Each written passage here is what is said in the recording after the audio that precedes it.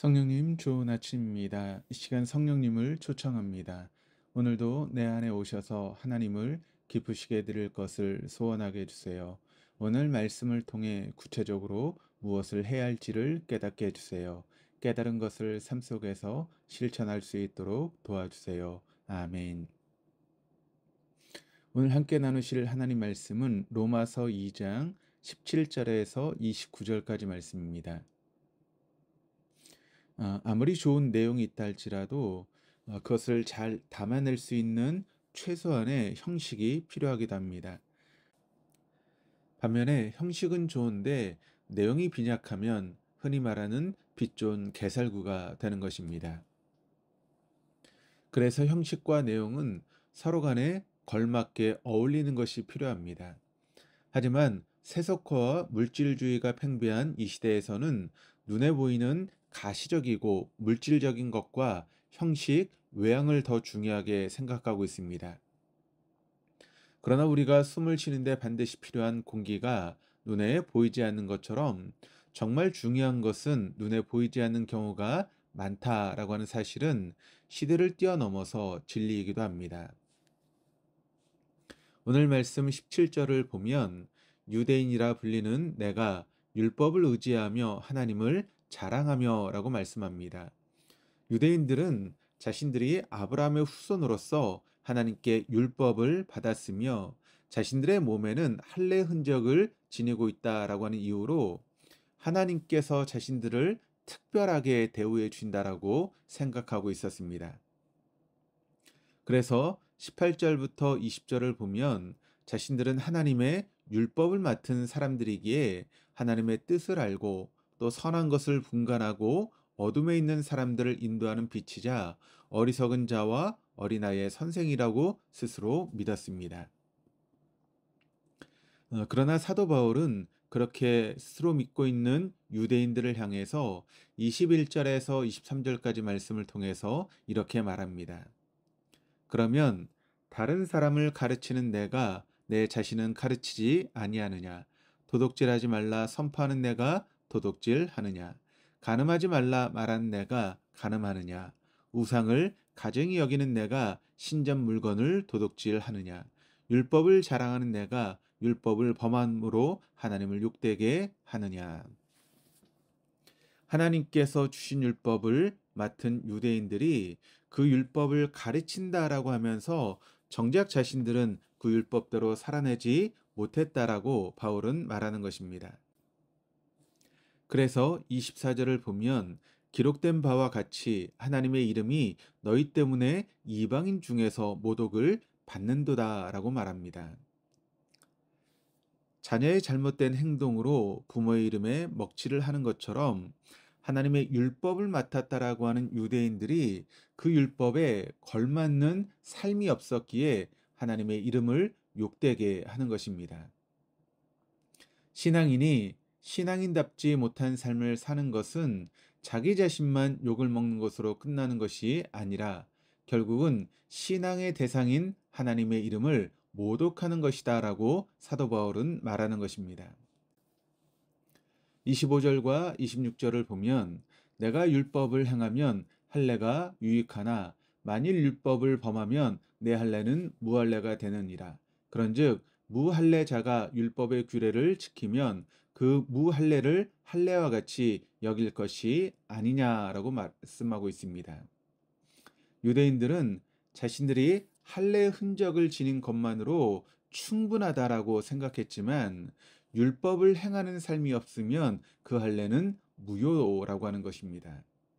하나님께서는 유대인의 조상인 아브라함과 그 집안에 속한 모든 남자에게 할례를 받으라라고 하셨는데 그 할례라고 하는 것이 하나님의 소유된 백성이다라고 하는 표시라는 것입니다.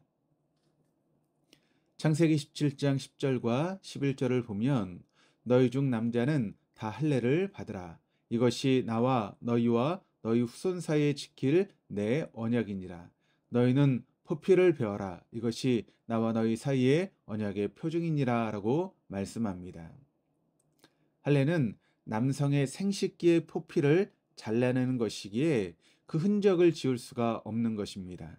따라서 일단 하나님의 백성이 되면 죽는 날까지 그 증표를 가지고 살아가는 것입니다. 그런데 하나님께서 이런 언약의 증표를 다른 곳에 새기게 하셨다면 사람들은 그것을 과시하고 다녔을 수도 있을 것입니다. 만약 우리의 팔뚝에 새겨 놓았다면 다른 사람들에게 자랑하려고 내 팔뚝을 봐라라고 그렇게 이야기했을 것입니다. 아마 그러면 사람들은 속으로 그래 네 팔뚝 굵다라고 그랬을 것입니다.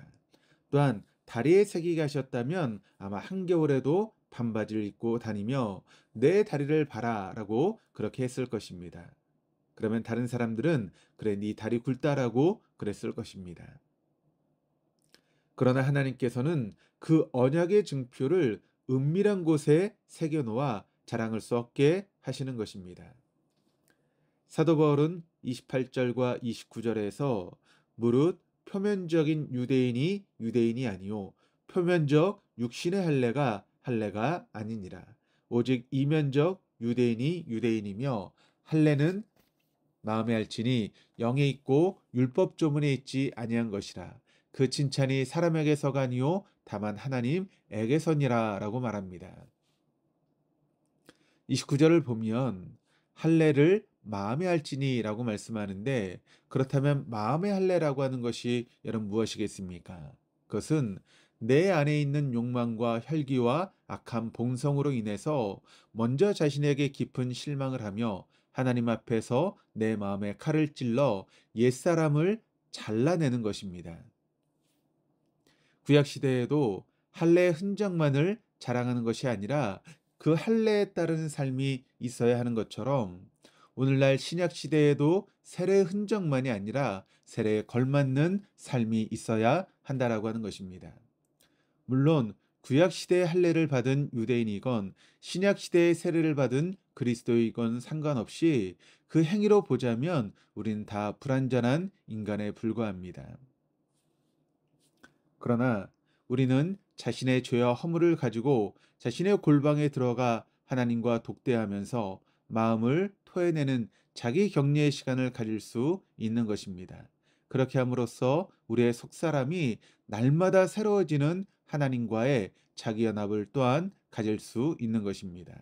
왜냐하면 하나님께서는 우리의 중심, 우리의 속사람을 보시고 판단하시는 분이시기 때문에 그렇습니다. 사도 바울은 표면적 유대인이 유대인이 아니요 오직 이면적 유대인이 유대인이다라고 말합니다. 이 말을 우리에게 적용한다면 표면적인 그리스도인이 그리스도인이 아니요 내면적인 그리스도인이 그리스도인이다라고 하는 말이 되는 것입니다. 그렇다면 내면적 그리스도인은 어떤 사람들이겠습니까? 내면적 그리스도인은 자기 중심과 속사람으로 하나님을 섬기기 위해서 날마다 하나님과 독대하는 자기 격려의 시간을 가지며 하나님이 주시는 힘과 능력을 힘입어 말씀대로 살아가는 사람들입니다. 사랑하는 교회 여러분, 오늘 이 하루도 우리의 중심과 속사람으로 하나님을 섬기며 하나님이 주시는 힘과 능력을 덧입어서 말씀대로 살아가는 내면적 그리스도인이 될 수 있기를 간절히 소망합니다. 이제 우리에게 선물로 주신 2024년도를 이제 시작합니다.